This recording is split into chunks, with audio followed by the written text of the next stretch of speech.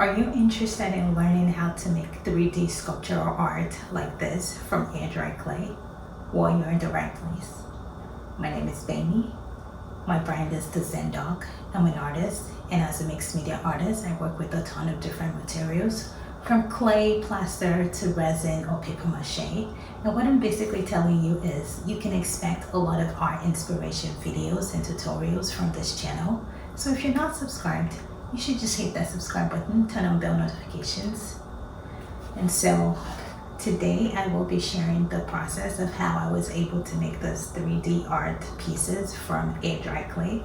And if you're interested in that process, let's get into it.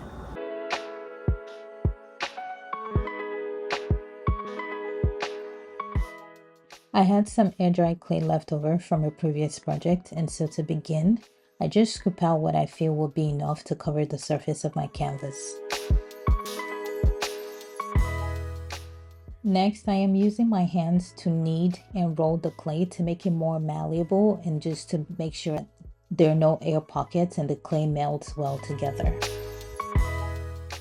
When working with clay, water is your best friend, and so I have a bowl of water in the sink next to me, which I kind of use to wet the clay a little bit. You don't want the clay too wet, otherwise it'll make it hard to roll. Now ideally, you want to have a rolling pin to roll out your clay, but I couldn't find my rolling pin, and because this is a small project or a small piece, I was able to get away with my makeshift roller, so just keep that in mind.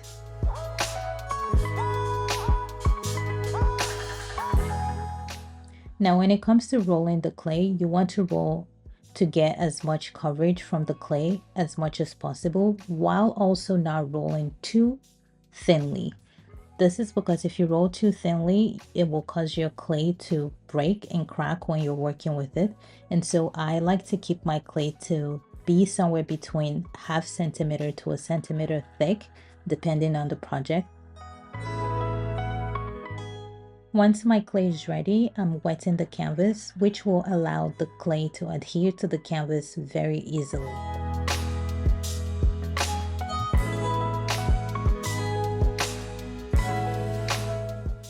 Next, I'm taking my time working with the clay, trying to figure out what shape to go for. This is an abstract piece for me, so I don't have a preconceived shape or mold in mind.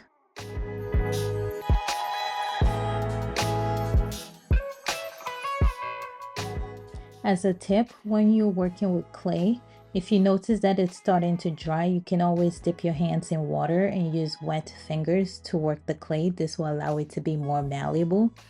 If you also do not like what you're coming up with, you can remove the entire thing, knead it all over again, and roll it out while keeping the clay wet.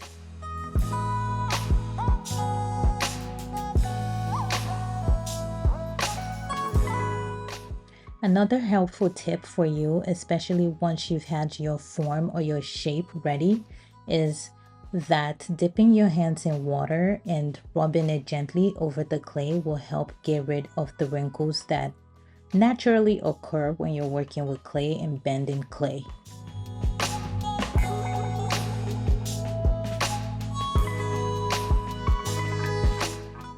You can trim off any excess clay that you have. I like to just pinch it off with my hands, but you can also use a knife or a cutting tool. If there are any gaps that need to be filled with clay, you can also just take some clay, add it there, and use wet hands to melt them together. Again, clay will work well with you. It's easy to mold and it's very malleable. After filming, I was inspired to make another piece because I still had a ton of leftover clay, which is why we have 2 pieces today. Now, this next step is a personal preference of mine.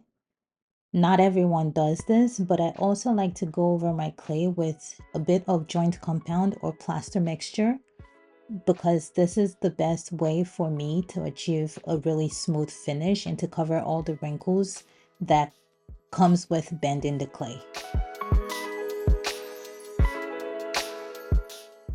The alternative will be to wait for the clay to fully dry, which I should also note, clay does take a longer time to dry. I would say usually about 5 days to a week, depending on the thickness, before sanding. But in my experience, I've discovered that sanding the clay alone does not remove all of the wrinkles on the clay. And so I like to do this process or do this step of covering up those lines with a bit of joint compound mixture. You can already see the visual difference when it comes to just being able to see those lines. They're almost non-existent. It already looks really smooth, and we haven't even sanded the piece at all.